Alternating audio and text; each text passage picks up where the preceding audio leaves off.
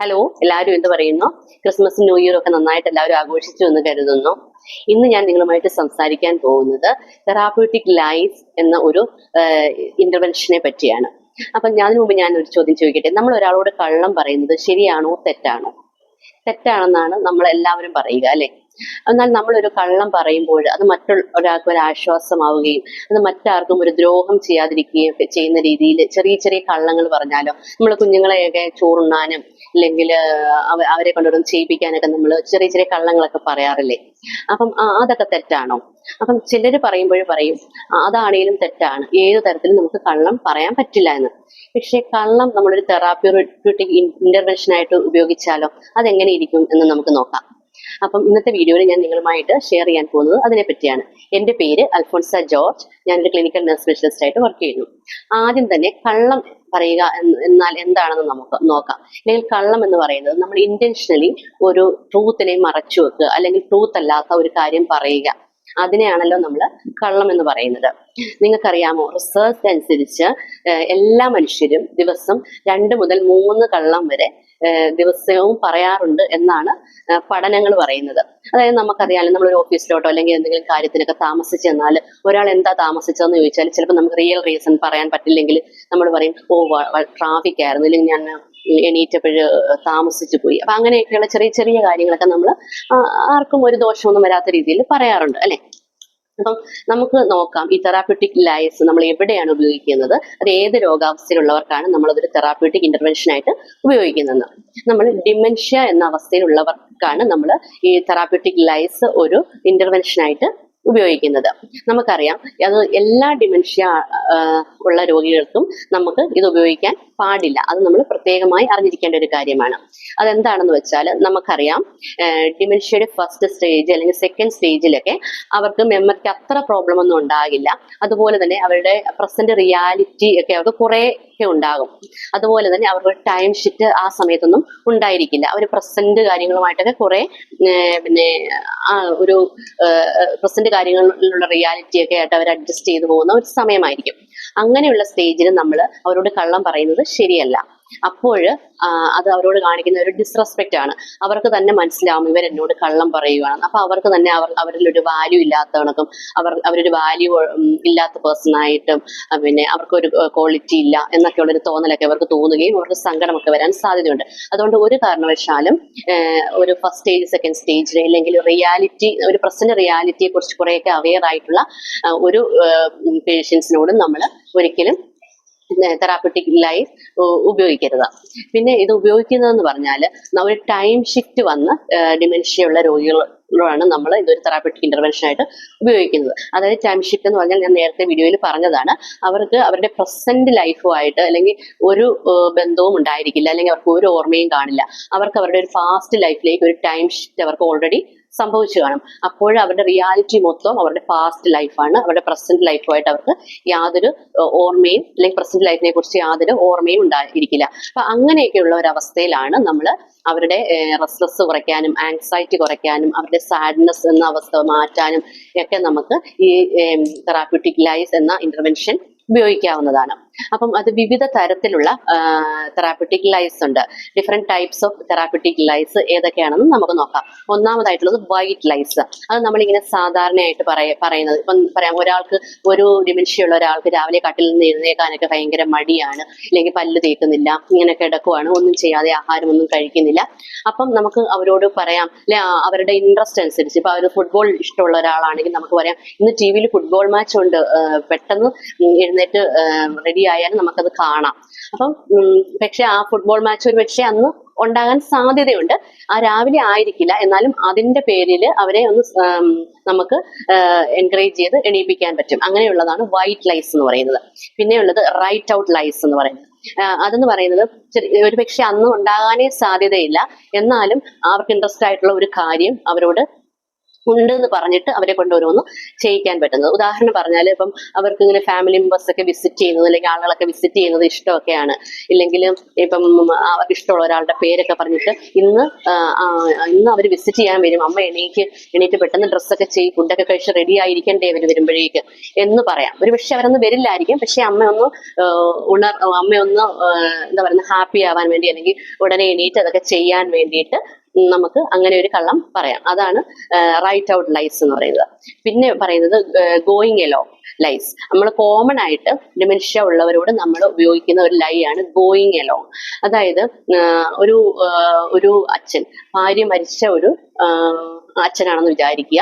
അപ്പോൾ അച്ഛൻ പറയുവാണ്, ഇന്ന് വൈകിട്ട് അമ്മ വരും, ഇല്ലെങ്കിൽ അമ്മ വേറൊരു വീട്ടിൽ പോയിരിക്കുകയാണ്, വൈകിട്ട് വരും എന്ന് പറയുമ്പോൾ നമ്മൾ അച്ഛന്റെ അഭിപ്രായത്തോട് കൂടി ചേർന്ന് നമ്മൾ അങ്ങ് പറയുവാണ്, ശരിയാ അമ്മ വരും, പിന്നെ അല്ലെങ്കിൽ അമ്മ എപ്പോഴാ പോയത്, അല്ലെങ്കിൽ അമ്മ ആരുടെ കല്യാണത്തിനാ പോയേക്കുന്നത്, ഇല്ലെങ്കിൽ പിന്നെ അമ്മ ആരുടെ കൂടെയാ പോയത്, അങ്ങനെ അമ്മയെ പറ്റി ഓരോന്നൊക്കെ ചോദിച്ച് അച്ഛൻ പറയുന്ന ആ കാര്യം അങ്ങ് എഗ്രി ചെയ്യണം. അല്ലാതെ അയ്യോ പിന്നെ അമ്മ മരിച്ചു പോയില്ലേ, അച്ഛൻ അറിയത്തില്ലേ, അങ്ങനെയൊന്നും ചോദിക്കരുത്. നമ്മുടെ റിയാലിറ്റി നമുക്കറിയാം, അത് അമ്മ മരിച്ചുപോയി എന്നുള്ളതാണ് റിയാലിറ്റി. പക്ഷെ അച്ഛന്റെ റിയാലിറ്റി അങ്ങനെയല്ല, അമ്മ ഇപ്പോഴും ജീവിച്ചിരിക്കുന്നു എന്നുള്ളൊരു റിയാലിറ്റിയാണ്. അപ്പൊ നമ്മൾ ആ റിയാലിറ്റിയോട് അച്ഛനോട് ചേർന്ന് അങ്ങനെ പറയണം. ഈ ഒരു സ്ഥാനത്ത് നമ്മൾ അല്ല അമ്മ മരിച്ചുപോയി എന്ന് പറയുമ്പോൾ അച്ഛനൊരു പക്ഷെ സാഡ് ആവാൻ സാധ്യതയുണ്ട്, ദേഷ്യപ്പെടാൻ സാധ്യതയുണ്ട്, അജിറ്റേറ്റഡ് ആവാൻ സാധ്യതയുണ്ട്, അഗ്രസീവ് ആവാൻ സാധ്യതയുണ്ട്. അപ്പൊ നമുക്ക് അമ്മ ഉണ്ട് ആ ഒരു രീതിയിൽ സംസാരിക്കുന്നതിന് നമുക്ക് വേറെ ഒരു ഹാമല്ല. അപ്പം അത് അങ്ങനെയുള്ള ഓരോ സാഹചര്യങ്ങളിൽ നമുക്ക് അങ്ങനെ അവരോട് ചേർന്നുകൊണ്ട് ഒരു കള്ളം പറയുന്നതിന് കുഴപ്പമില്ല. വേറൊരു ഉദാഹരണം പറഞ്ഞാല്, ഞാൻ നേരത്തെയും പറഞ്ഞതാണ്, അച്ഛൻ ഒരു സാറാണെങ്കിൽ അച്ഛൻ പറയുന്നു നാളെ രാവിലെ എനിക്ക് സ്കൂളിൽ പോകണം. അപ്പോൾ സമ്മതിച്ചു കൊടുത്തേക്കാണ്, ശരി അച്ഛന് നേരത്തെ കിടന്ന് ഉറങ്ങിക്കോ, നാളെ രാവിലെ സ്കൂളിൽ പോകേണ്ടതാ. അപ്പം അങ്ങനെ അതാണ് അച്ഛന്റെ റിയാലിറ്റി. അതിനോട് ചേർന്ന് നമ്മൾ സംസാരിക്കണം, അവരുടെ റിയാലിറ്റിയോട് നമ്മൾ ചേർന്ന് സംസാരിക്കണം. പിന്നെയുള്ള ടൈപ്പാണ് എൻവയോൺമെന്റ് മാനിപ്പുലേഷൻ. അതായത് നമ്മൾ എൻവയോൺമെന്റിനെ അത് ഒറിജിനൽ എൻവയോൺമെന്റ് അല്ലാതെ നമ്മൾ ഒരു സേഫ് ആയിട്ടുള്ളതും അവർക്ക് അനുകൂലമായിട്ടുമുള്ള ഒരു എൻവയോൺമെന്റിനെ നമ്മൾ ചുമ്മാതെ ഉണ്ടാക്കിയെടുക്കുന്നത്, അതാണ് എൻവയോൺമെന്റ് മാനിപ്പുലേഷൻ. അതായത് ഒരു ആള് എപ്പോഴും ആ റൂമിൽ നിന്ന് ഇറങ്ങി പോകുന്ന ഒരാളാണെങ്കിൽ നമ്മൾ അവർക്ക് ആ ഒരു എക്സിറ്റ് ഡോർ ഐഡന്റിഫൈ ചെയ്തിട്ടായിരിക്കാം അവർ ആ ഡോറ് തുറന്ന് ഇറങ്ങി പോകുന്നത്. അപ്പം അങ്ങനെയുള്ളവർക്ക് നമുക്ക് ഒരു പക്ഷേ നമുക്ക് അവിടുത്തെ വോളിനും ഡോറിനും ഒരേ പെയിന്റ് അടിക്കാം. അപ്പൊ അവർക്ക് പെട്ടെന്ന് ഐഡന്റിഫൈ ചെയ്യാൻ പറ്റില്ല, അവർക്ക് ആ ഒരു കളർ കോൺട്രാസ്റ്റ് കണ്ടിട്ട് എനിക്ക് ഇറങ്ങി പോകണം എന്നുള്ള ഒരു ടെൻഡൻസി ഉണ്ടാകില്ല. അപ്പം അവർക്ക് ഇങ്ങനെ ഡോർ ഇങ്ങനെ കാണാത്തത് കൊണ്ട് ഇറങ്ങി പോകണം എന്നുള്ളൊരു ചിന്ത ഒരു പക്ഷേ അവരുടെ മൈൻഡിൽ വരില്ല. അതുപോലെ ഇപ്പൊ ലൈബ്രറി ഒത്തിരി വായിക്കാനൊക്കെ ഇഷ്ടമുള്ള ആളാണ്, ലൈബ്രറിയിലൊക്കെ പോയി ഇരിക്കാൻ ഇഷ്ടമുള്ള ആളാണെങ്കിൽ അവരുടെ വോളൊക്കെ നമുക്ക് വാൾപേപ്പർ, ലൈബ്രറിയുടെ ഒത്തിരി ബുക്സിന്റെ ഒക്കെ ഒരു വാൾപേപ്പർ ഒക്കെ വാങ്ങിച്ച് അങ്ങനെ നമുക്ക് അവരുടെ റൂം അങ്ങനെ ക്രിയേറ്റ് ചെയ്യാവുന്നതാണ്. അതുപോലെ തന്നെ വേറൊരു ഉദാഹരണം പറഞ്ഞാൽ ഇപ്പൊ ഗാർഡനിങ് ഒക്കെ ഇഷ്ടമുള്ള അല്ലെങ്കിൽ പൂക്കളൊക്കെ കാണാനൊക്കെ ഇഷ്ടമുള്ള ഒരാളാണെങ്കിൽ അവരുടെ റൂമൊക്കെ നമുക്ക് ഇങ്ങനെ ഫ്ലവറി ആയിട്ടുള്ളത് അല്ലെങ്കിൽ ഒരു ഗാർഡന്റെ പടമൊക്കെ ഉള്ള വാൾപേപ്പർ ഒക്കെ വെച്ച് നമുക്ക് ഇങ്ങനെ ക്രിയേറ്റ് ചെയ്തെടുക്കാവുന്നതാണ്.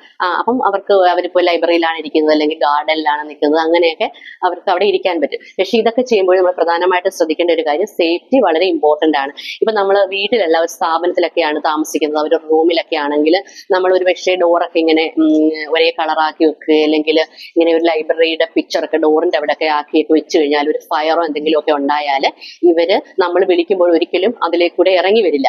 അവരുടെ വിചാരം അത് ഒരു ബ്ലോക്ക് ആണ്, അല്ലെങ്കിൽ അവിടെ ഒരു ഒബ്സ്ട്രക്ഷൻ ആണ്, അത് വോളാണ്, അല്ലെങ്കിൽ ലൈബ്രറി ആണ്, ഗാർഡൻ ആണെന്നൊക്കെ കരുതി അവര് അതുവഴി ഇറങ്ങി വരാൻ വിസമ്മതിക്കും. അപ്പൊ അങ്ങനെയുള്ള കാര്യങ്ങളും കൂടെ ഒക്കെ നമ്മൾ നോക്കണം, സേഫ്റ്റി നോക്കിയിട്ടേ അങ്ങനെ ഒരു എൻവയോൺമെന്റ് മാനിപ്പുലേഷൻ ഒക്കെ ചെയ്യാൻ പറ്റുകയുള്ളൂ. പിന്നെ ഒരു കാര്യം പറയുന്നത് നോട്ട് ടെല്ലിങ് ലൈസ് എന്ന് പറഞ്ഞാൽ നമ്മൾ അത് ആവശ്യമുണ്ടെങ്കിൽ മാത്രമേ പറയാവുള്ളൂ. നമുക്കറിയാം ചിലർക്ക് ഇങ്ങനെ ഹോസ്പിറ്റൽ അഡ്മിഷനോ അല്ലെങ്കിൽ ഹോസ്പിറ്റൽ അപ്പോയിന്റ്മെന്റിനോ ഒന്നും പോകാൻ താല്പര്യമില്ല, പിന്നെ വെളിയിലോട്ടോ ഒന്നും പോകാൻ താല്പര്യമില്ല. പക്ഷെ ഹോസ്പിറ്റലിലൊക്കെ പോകേണ്ട കാര്യങ്ങൾ വളരെ അത്യാവശ്യമാണല്ലോ, അപ്പൊ അത് നമ്മൾ പോയേ പറ്റത്തുള്ളൂ. അപ്പം അങ്ങനെയുള്ള കേസിൽ നമുക്ക് അവരോട് നമ്മൾ പറയാം, അവർക്ക് ഒരു ഡ്രൈവിനൊക്കെ പോകുന്നത് ഇഷ്ടം അല്ലെങ്കിൽ പുറത്തുകൂടെ ഒക്കെ നടക്കാൻ പോകുന്നത് ഇഷ്ടമാണെന്ന് വെച്ചോ, പക്ഷെ ഹോസ്പിറ്റലിൽ പോകുന്നത് ഇഷ്ടമില്ല. അങ്ങനെയുള്ള ഒരാളോട് നമ്മൾ പറയുവാണ്, പെട്ടെന്ന് റെഡി ആയിക്കോ, നമുക്കൊരു ഡ്രൈവിന് പോവാം, അല്ലെങ്കിൽ നമുക്കൊന്ന് വാക്ക് ചെയ്യാൻ പോവാം, അങ്ങനെ പറഞ്ഞിട്ട് അവരെ വെളിയിലോട്ട് കൊണ്ടുപോയിട്ട് നമുക്ക് ഹോസ്പിറ്റലൊക്കെ എത്തുമ്പോൾ നമുക്ക് ഇവിടെ ഒന്ന് കയറിയിട്ട് വരാം എന്നൊക്കെ പറഞ്ഞ് നമുക്ക് കൊണ്ടുപോകാം. അപ്പൊ അത് അത്രയ്ക്ക് അത്യാവശ്യമുള്ള സന്ദർഭങ്ങളിൽ മാത്രമേ ഒട്ടും ശരിയല്ലാത്ത ആ കള്ളങ്ങൾ അങ്ങനെ അവരോട് പറയാവുള്ളൂ. പിന്നെ നമ്മൾ ഇത് ഇത്രയുമാണ് ടൈപ്പ് ഓഫ് ലൈസ് എന്ന് പറയുന്നത്. അപ്പം ഇപ്പൊ ഇതൊരു തെറാപ്യൂട്ടിക് ഇന്റർവെൻഷൻ ആയിട്ട് നമ്മൾ ഉപയോഗിക്കുന്നെങ്കിലും ഒത്തിരി ആളുകൾ ഇതിനെ എതിർത്ത് സംസാരിക്കുന്നുണ്ട്. അവർ പറയുന്നത് ഡിമെൻഷ്യ ഉള്ള ആളുകൾ എന്ന് പറയുന്നത് വളരെ വൾണറബിൾ ആയിട്ടുള്ള ആളുകളാണ്, അപ്പൊ അവരോട് ഒരിക്കലും കള്ളം പറയരുത് എന്നുള്ള ഒരു അഭിപ്രായമുള്ളവരുണ്ട്. പിന്നെ നമ്മൾ അവർ പറയും ഞങ്ങളുടെ എത്തിക്സ് അനുസരിച്ച് ഞങ്ങൾ ഒരിക്കലും കള്ളം പറയില്ല, അതുകൊണ്ട് ഞങ്ങൾ അങ്ങനത്തെ തെറാപ്യൂട്ടിക് ഇന്റർവെൻഷൻ ഉപയോഗിക്കില്ല എന്ന് പറയുന്നവരുണ്ട്. പിന്നെ ചിലർ പറയും അവരെ ഇത് മോർ കൺഫ്യൂസ്ഡ് ആക്കത്തേ ഉള്ളൂ എന്ന് പറയും. ചിലർ പറയും നമ്മൾ അങ്ങനെ കള്ളം പറയേണ്ട ആവശ്യമില്ല എന്നൊക്കെ പറയും. ഇങ്ങനെ പല കൺസേൺസും അല്ലെങ്കിൽ പല എതിർപ്പുകളും പല കാര്യങ്ങളും ഈ ഒരു തെറാപ്യൂട്ടിക് ഇന്റർവെൻഷനെ പറ്റി ആളുകൾക്കുണ്ട്. പക്ഷെ എൻ്റെ ഒരു എക്സ്പീരിയൻസ്, എൻ്റെ വർക്ക് പ്ലേസിലെ എക്സ്പീരിയൻസ് വെച്ചിട്ട് നമ്മൾ ഈ ഗോയിങ് എലോങ് അങ്ങനെയൊക്കെയുള്ള ലൈസ് അല്ലെങ്കിൽ വൈറ്റ് ലൈസ് ഒക്കെ അവരോട് പറയുന്നത് കൊണ്ട് ഒരു കുഴപ്പവുമില്ല. അത് അവരെ കൂടുതൽ ഹാപ്പി ആക്കുകയും അവരുടെ ബിഹേവിയർ പ്രോബ്ലംസ് ഒക്കെ നമുക്ക് ഒരു പരിധി വരെ നിയന്ത്രിക്കാനും അവരുടെ റെസ്ട്ലെസ്സും ആൻസൈറ്റി ഒക്കെ കുറയ്ക്കാനായിട്ട് ഒത്തിരി ഹെൽപ്പ് ചെയ്യും. പ്രത്യേകിച്ച് ഗോയിങ് എലോങ്, അതായത് അവരുടെ റിയാലിറ്റിയിൽ നിന്നുകൊണ്ട് നമ്മൾ സംസാരിക്കുന്ന അല്ലെങ്കിൽ അവരുടെ റിയാലിറ്റിയിൽ നിന്നുകൊണ്ട് നമ്മൾ ഒരു ദോഷകരമല്ലാത്ത കള്ളം അവരോട് പറയുന്നതിന് യാതൊരു കുഴപ്പവുമില്ല എന്നാണ് എൻ്റെ ഒരു എക്സ്പീരിയൻസ് വഴി എനിക്ക് തോന്നിയിട്ടുള്ളത്. പിന്നെ നമ്മൾ ഈ ഒരു ഇന്റർവെൻഷൻ ഉപയോഗിക്കുമ്പോഴും നമ്മൾ ചില കാര്യങ്ങളൊക്കെ നമ്മൾ ശ്രദ്ധിക്കണം. ഒന്നാമതായിട്ട് ഞാൻ പറഞ്ഞത്, അതായത് ഡിമെൻഷ്യ സ്റ്റേജ് 1 ഉം 2 ഒക്കെയുള്ള പേഷ്യൻസിന്റെ അടുത്ത് അങ്ങനെ നമ്മൾ ഉപയോഗിക്കരുത്. ഡിസ്റെസ്പെക്റ്റോട് കൂടിയും പിന്നെ ഇൻഅപ്രോപ്രിയേറ്റഡ് ആയിട്ടുള്ള ഒരു ലൈസ് നമ്മൾ അവരോട് പറയരുത്. അങ്ങനെ ഹാമായിട്ടുള്ളത് അങ്ങനെയുള്ള കാര്യങ്ങൾ ഒന്നും നമ്മൾ അങ്ങനത്തെ ലൈസ് ഒന്നും പറയരുത്. പിന്നെ നമ്മൾ ശ്രദ്ധിക്കേണ്ട കാര്യം, നമ്മൾ ആരോടാണോ അങ്ങനെ ഈ ഒരു ഇന്റർവെൻഷൻ നമ്മൾ ഉപയോഗിക്കാൻ പോകുന്നത് ആ വ്യക്തികളിൽ ശരിക്കും ഒരു കോഗ്നിറ്റീവ് അസസ്മെന്റ് നടത്തിയതിനു ശേഷം മാത്രമേ നമ്മൾ ഈ ഇന്റർവെൻഷൻ ഉപയോഗിക്കാവുള്ളൂ. അതായത് അവരുടെ കോഗ്നിഷൻ എത്രത്തോളം വേഴ്സ് ആയി അല്ലെങ്കിൽ മെമ്മറിയൊക്കെ കുറെ ലോസ് ആയി അവർ പ്രസന്റ് റിയാലിറ്റിയിൽ നിന്ന് മാറി എന്നൊക്കെ നമുക്ക് ഉറപ്പ് വന്നെങ്കിൽ മാത്രമേ ഈ ഒരു തെറാപ്യൂട്ടിക് ലൈസ് അവരോട് ഉപയോഗിക്കാവുള്ളൂ. പിന്നെ അവരൊക്കെ ഇൻസ്റ്റിറ്റ്യൂഷനിലാണ് കഴിയുന്നത് അല്ലെങ്കിൽ റെസിഡൻഷ്യൽ കെയറിലൊക്കെ ആണെങ്കിൽ നമ്മൾ അവിടെ പൊതുവായിട്ട് ഇതിനു വേണ്ടി ഒരു പോളിസി ഉള്ളത് നല്ലതായിരിക്കും. അതുപോലെ തന്നെ നമ്മൾ ഒരു റെസിഡൻഷ്യൽ കെയറിലോ ഒരു പിന്നെ എങ്ങനെ ഉള്ള സ്ഥലങ്ങളിലൊക്കെ താമസിക്കുന്നവർക്ക് ഇവിടെ നമ്മൾ ഇങ്ങനത്തെ ഒരു ഇന്റർവെൻഷൻ ഉപയോഗിക്കുകയാണെങ്കിൽ അവരുടെ ഫാമിലിയിൽ നിന്നും ഒരു കൺസേൺ അല്ലെങ്കിൽ ഫാമിലിയോട് ഒന്ന് ഇൻഫോം ചെയ്യുന്നത് നല്ലതായിരിക്കാം, ഞങ്ങൾ ഇങ്ങനെ ഒരു ഇന്റർവെൻഷനും ഇവിടെ ഉപയോഗിക്കുന്നുണ്ടെന്ന്. പിന്നെ നമ്മൾ പറയുന്ന കാര്യങ്ങൾ അങ്ങനെ നമ്മളൊരു ലൈവ് പറഞ്ഞിട്ടുണ്ടെങ്കിൽ അതൊന്ന് ഡോക്യുമെന്റ് ചെയ്ത് വെക്കുന്ന അത് നല്ലതായിരിക്കും. ഞാനിപ്പോൾ ഫാമിലിയിലെ കാര്യമല്ല പറയുന്നത്, ഫാമിലിയിലാണെങ്കിൽ ഇപ്പം നമ്മൾ റിലേറ്റീവ്സ് തന്നെയായിരിക്കും ഇതൊക്കെ പറയുന്നത്, അങ്ങനെ ഇല്ല. ഞാൻ ഈ ഗൈഡ് ലൈൻസ് ഒക്കെ പറയുന്നത് നമ്മൾ ഒരു റെസിഡൻഷ്യൽ കെയറിലോ അല്ലെങ്കിൽ സ്പെഷ്യൽ യൂണിറ്റിലൊക്കെ പേഷ്യൻസിനെ അഡ്മിറ്റ് ആയിട്ട് അവിടെ ഇങ്ങനെയുള്ള ആളുകളെ കെയർ ചെയ്യുന്ന ആളുകൾക്ക് വേണ്ടിയാണ് ഞാനത് പറയുന്നത്.